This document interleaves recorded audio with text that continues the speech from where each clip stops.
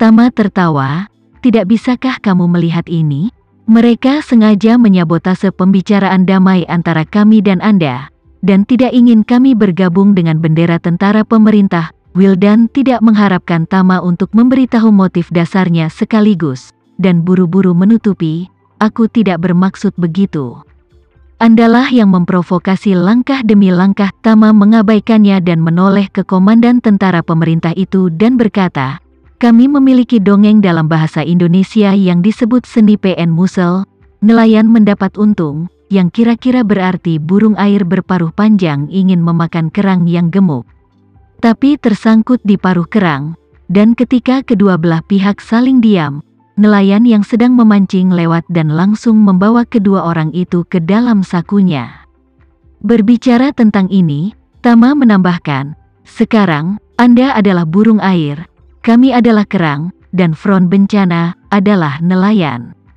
Apa yang paling mereka inginkan adalah agar Suriah berada dalam kekacauan selamanya, agar pasukan pemerintah tidak pernah memiliki hari damai, tidak memiliki kemampuan untuk melindungi diri mereka sendiri. Sehingga mereka hanya bisa menyerahkan tanah kepada front kataklismik dan meminta bantuan dan perlindungannya, sehingga mereka dapat memaksimalkan kepentingan mereka di Suriah." Wildan berkata dengan acuh tak acuh, "Jangan bicara omong kosong di sini. Ketentuan kerjasama kami dengan pasukan pemerintah adalah bahwa setelah membersihkan semua kekuatan oposisi, pasukan pemerintah hanya akan mengalokasikan tanah kami untuk mendirikan pangkalan tentara bayaran. Pada saat itu, seluruh Suriah akan damai dan tenteram, dan tidak akan ada yang namanya senipe dan nelayan." Komandan tentara pemerintah mengerutkan kening dan berkata dengan serius, "Perjanjian kerjasama kami dengan front kataklismik memang seperti ini. Hanya ketika kami membersihkan semua oposisi, kami akan memberi mereka tanah dan membiarkan mereka mendirikan pangkalan di Suriah. Jadi situasi seperti yang Anda bicarakan tentang ini tidak ada." Tama mencibir, "Hei, kamu benar-benar bodoh. Apakah kamu benar-benar berpikir mereka akan membantumu membersihkan oposisi sepenuhnya? Hanya jika Suriah selalu dalam kekacauan dan selalu membutuhkan bantuan mereka, apakah mereka dapat terus meminta segala macam manfaat dari Anda? Pikirkan baik-baik, jika Suriah benar-benar damai saat itu, dapatkah pasukan pemerintah Anda menerima dalam hati Anda bahwa ada organisasi bersenjata sekuat front bencana di wilayah Anda? Pada saat itu, bahkan jika front kataklismik tidak melanggar kontrak, Anda pasti akan melanggarnya, karena nenek moyang kita telah lama mengatakan bahwa tempat di mana sofa berbaring, memungkinkan orang lain untuk tidur dengan tenang. Oleh karena itu, saya berani memberitahu Anda bahwa bahkan jika front kataklismik membersihkan oposisi Anda di permukaan, setelah mereka mendapatkan 100 km persegi tanah Anda, mereka pasti akan menumbuhkan oposisi baru secara rahasia dan melompat keluar untuk terus menentang Anda. Terus menyeretmu ke dalam rawa perang.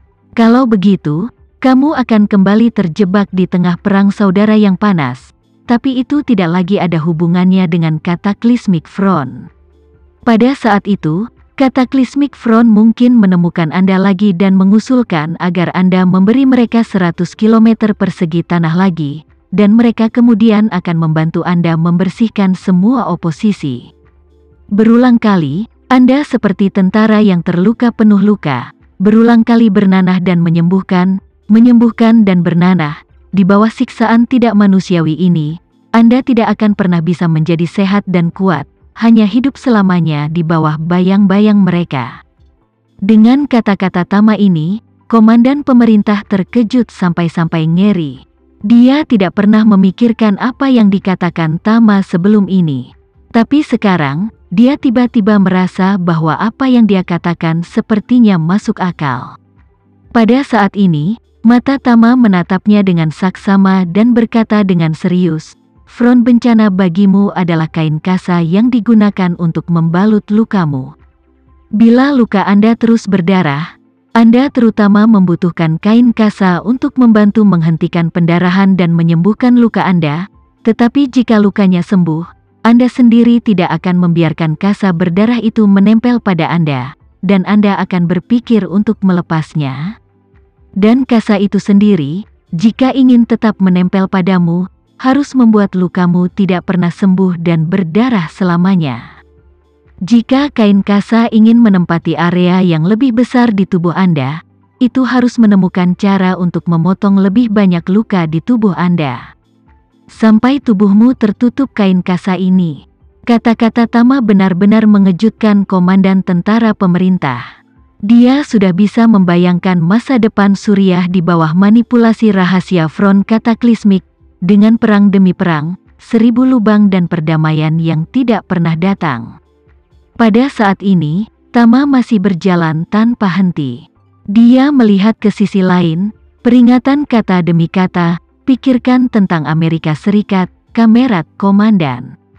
Timur Tengah Anda telah lama menderita di tangan Amerika Serikat. Itu telah membawa kekacauan Timur Tengah di bawah panji perdamaian dan terorisme, dan bahkan mengirim pasukan untuk menyerang beberapa negara. Apakah Anda pikir mereka benar-benar memikirkan perdamaian dan ketenangan Anda? Anda harus mengerti bahwa mereka hanya mengingini sumber daya minyak Anda yang kaya dan ingin membuat Anda tetap di bawah kendali mereka untuk waktu yang lama. Mereka adalah sumber penderitaanmu. Berbicara tentang ini, dia mengarahkan tangannya ke Wildan dan berkata dengan suara dingin, kelompok orang ini tidak berbeda dengan Amerika Serikat. Jika kamu masih tidak dapat mengenali ini sekarang, maka kamu pasti akan disiksa oleh kelompok parasit ini di masa depan sampai kamu lebih buruk daripada mati. Komandan tentara pemerintah sudah pucat. Pada saat ini, dia sepenuhnya mempercayai kata-kata Tama. Percaya bahwa front kataklismik tidak di sini untuk membantu mereka, tetapi untuk membawa pedang untuk membantai mereka. Wildan, yang berada di sampingnya, tidak bisa menahan diri untuk tidak gemetar pada saat ini ketika dia mendengarkan. Dalam hatinya, dia ngeri dan berpikir, orang ini, bagaimana dia bisa tahu rencana Panglima Tertinggi? Panglima Tertinggi dia memang sudah lama merencanakan, kapan front bencana di Suriah akan mendirikan pangkalan. Segera diam-diam mendukung oposisi baru, sehingga Suriah terus tenggelam dalam rawa perang saudara. Kalau begitu, kataklismik front akan selalu dibutuhkan oleh pasukan pemerintah. Mengandalkannya, tentu juga dapat menggunakan ini untuk meminta lebih banyak sumber daya dari pasukan pemerintah. Tapi bagaimana penasehat militer Hamid mengetahui semua ini? Rencana Panglima Tertinggi untuk Suriah adalah parasit. Front bencana pertama menggunakan membantu Suriah membersihkan oposisi sebagai iming-iming untuk membuatnya rela membuka pintunya dan membiarkan front meletakkan akarnya.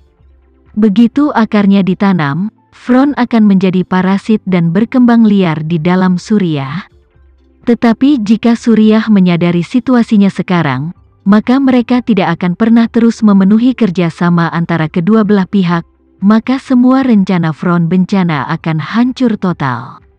Memikirkan hal ini, Wildan sangat gugup sehingga seluruh kepalanya mati rasa, tidak tahu harus berbuat apa. Pada saat ini, komandan tentara pemerintah secara tidak sadar menggerakkan tubuhnya, menjaga jarak tertentu dari Wildan, dan berbicara, masalahnya sekarang di luar kemampuan pribadi saya perlu melaporkan kepada atasan saya, harap tunggu sebentar. Dengan itu, orang ini berdiri dan mengeluarkan telepon satelitnya untuk bersiap pergi keluar. Wildan membuat penilaian cepat di kepalanya. Jika dia membiarkan orang ini keluar dan membiarkannya melakukan panggilan ke atas, maka semua rencana front kataklismik akan terungkap terlebih dahulu. Dan begitu terungkap, mereka tidak punya pilihan selain berguling dari Suriah.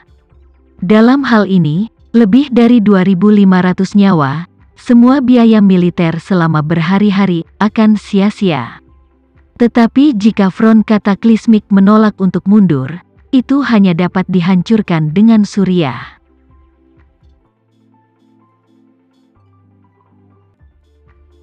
Sekian dulu ya video kali ini, kita lanjutkan lagi videonya di lain waktu.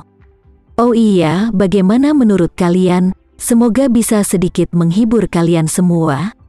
Untuk teman-teman yang baru nonton, jangan lupa subscribe ya, hehehe. Dan kalau teman-teman ada yang ingin gabung langganan, bisa langsung gabung saja untuk dapat fitur yang menarik dan sedikit membantu Mimin. Terima kasih banyak sudah menonton, sampai jumpa lagi, bye bye bye.